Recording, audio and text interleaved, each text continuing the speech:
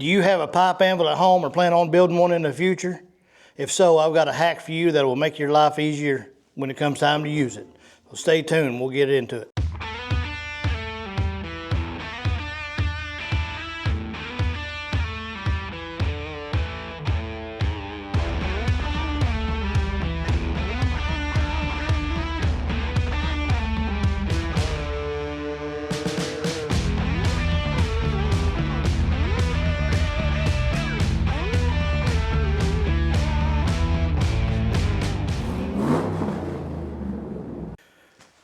All right, everybody, we are back with another video.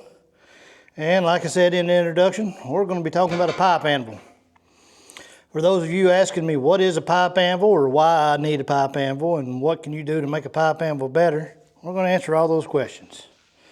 First of all, what is a pipe anvil? For those who do not have one, and well, pipe anvil is simply pieces of pipe welded together for forming and shaping sheet metal.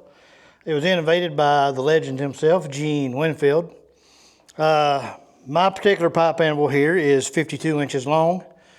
It has a piece of 6-inch Schedule 40 in the middle, 3-inch, and some 1-inch. These are all measurements are ID inner diameter. So this would actually be about a 6.5-inch outer, 3.5-inch outer, and 1 1/4 or so on the outside, maybe 1 1/2.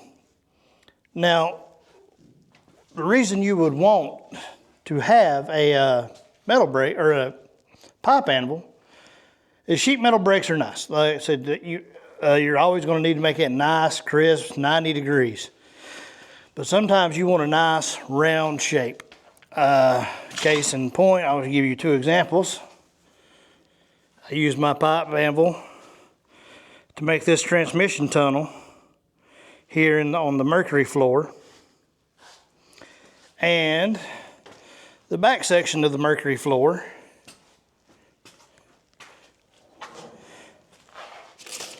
we use that little 1-inch section on the pipe anvil for down here, and then that 6-inch on that upper to give us a couple nice radiuses.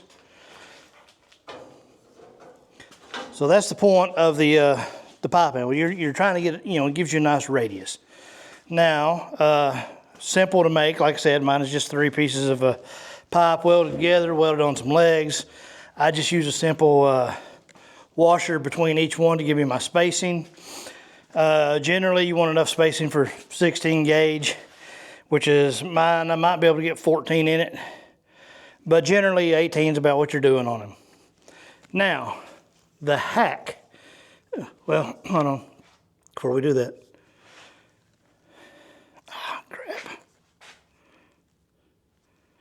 All right, here's my pipe anvil. You can see it's come on.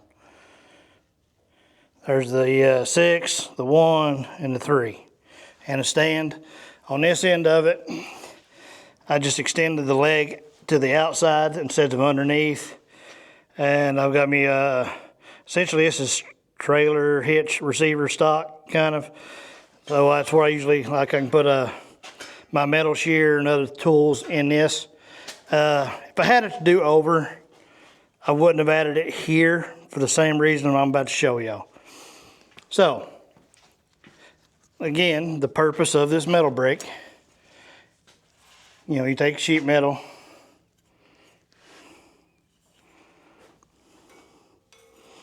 you shove it in, give it a nice little bend, you get this nice radius. Same thing, here's the 1-inch.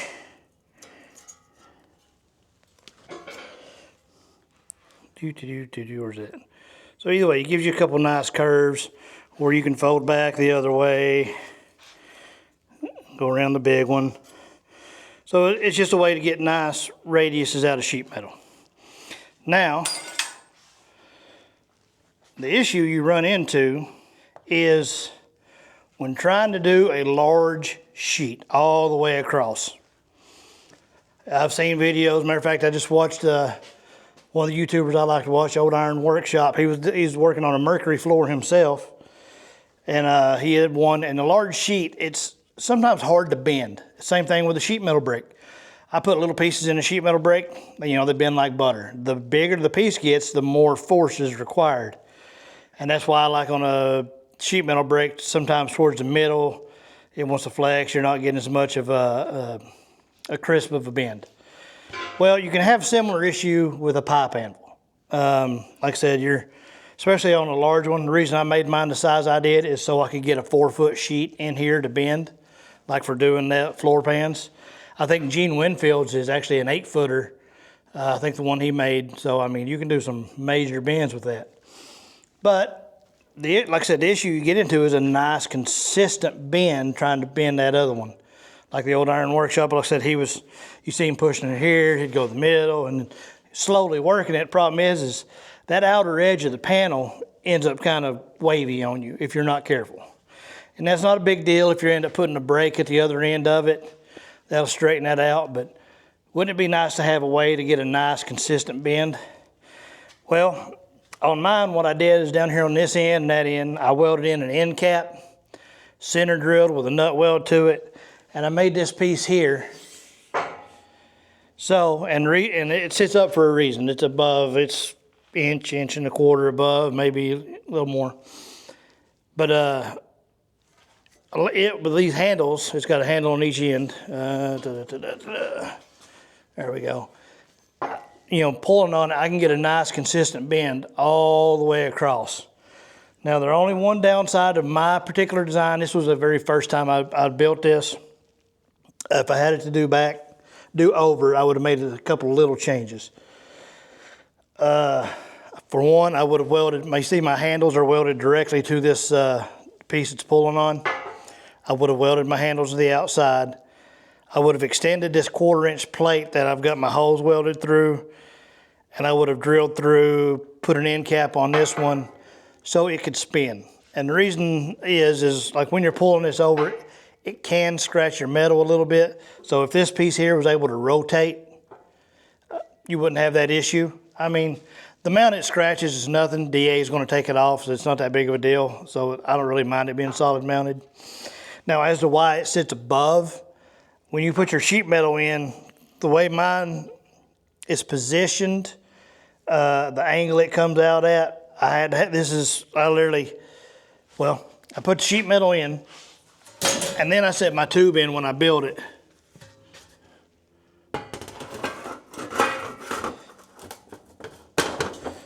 And mine, it's a little snug with this thing sitting on here. We'll tap it in with a hammer. Normally they're not this tight to put in, and it's because I've got this one putting pressure on it.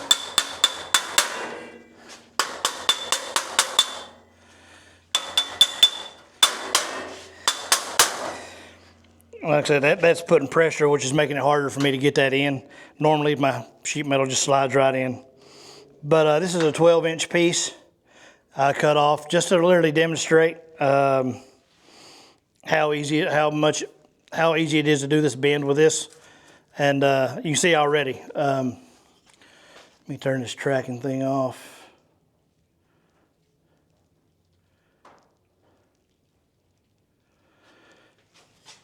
You can see the piece of sheet metal here at this end. I mean, it's already starting to wiggle as soon as I start pulling. So I'm going to get this a little bit farther in. But anyways, oh, sorry, change subject. When I built this, like I said, I had my metal in, and it sits up at this.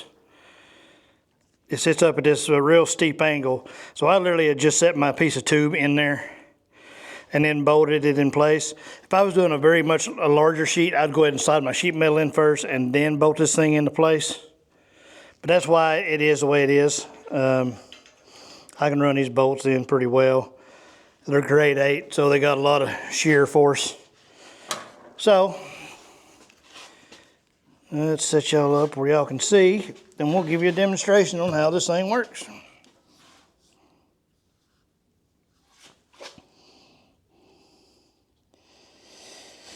Good enough view there.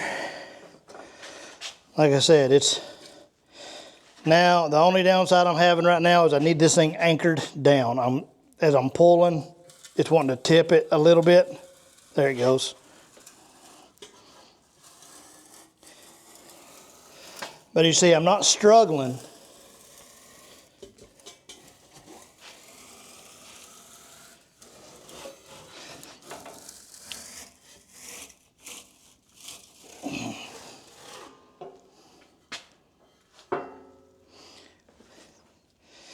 Look at that. Nice, even, smooth bend. I don't have no waviness in this. Now, if I get up close, you can see those little bit of scratch marks I was talking about. So if this thing was to roll, you wouldn't have that. It's not bad. All right, let me go ahead and get this thing out.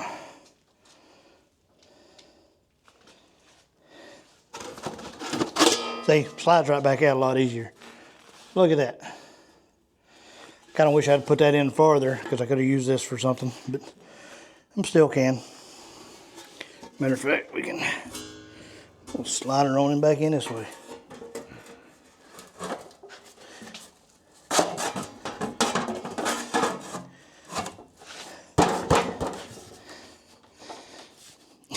Slid right out, but getting her to work back in is a little tricky.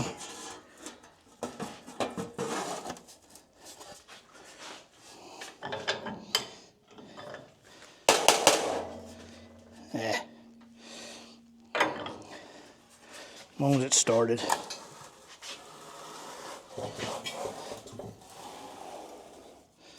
Now you could, if you wanted to, especially trying to like make a full circle almost, you could, after you get your initial bend, you could re-drill a second hole, bring this farther down to get that tighter radius. If you're trying to get, a real nice close one. It stays pretty close for the most part. I like this 3-inch pipe. Like I said, it's 3.5 on the outside. You end up with, time you get spring back, about a 4-inch radius overall, which is perfect for a transmission tunnel. But anyway, there's that. Well, I might be able to get her to slide in now a little more. I'm going to end up not being able to get this thing off because I was going to be at a full circle. See, now I'm barely touching.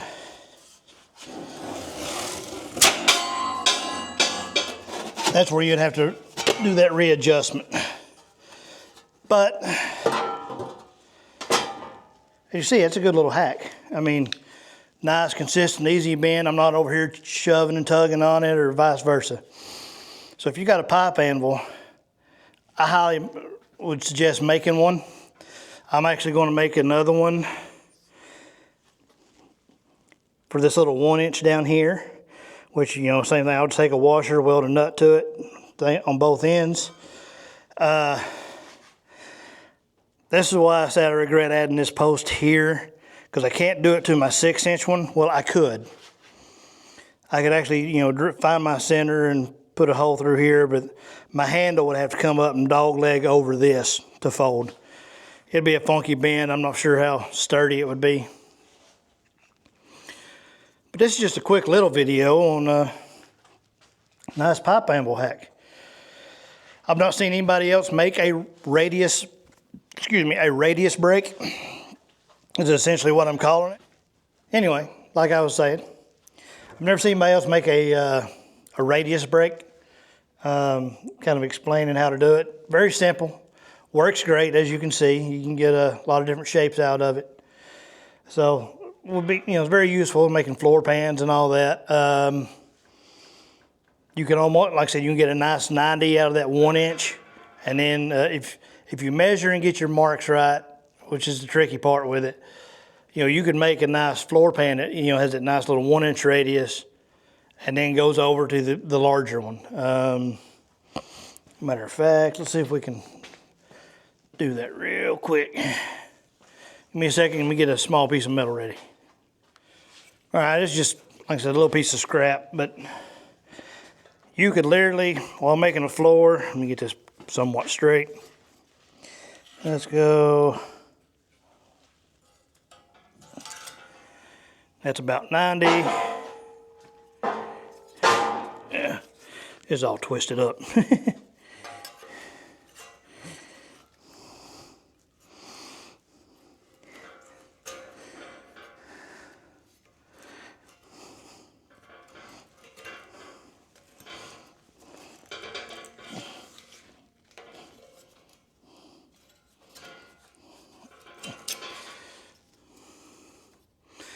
There's your transmission tunnel over to your floor piece if you was trying to do it like in a one piece. So it would just take a little measuring and playing around, but that's things you could do with a radius brake or pipe anvil. Matter of fact, if you look over here on the 40 floor we're building, so it's covered in dust at the moment. That's essentially, it's a little bit smaller of a diameter, but that's what we have here.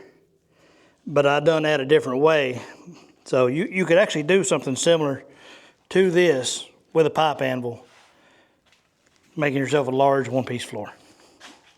So anyways,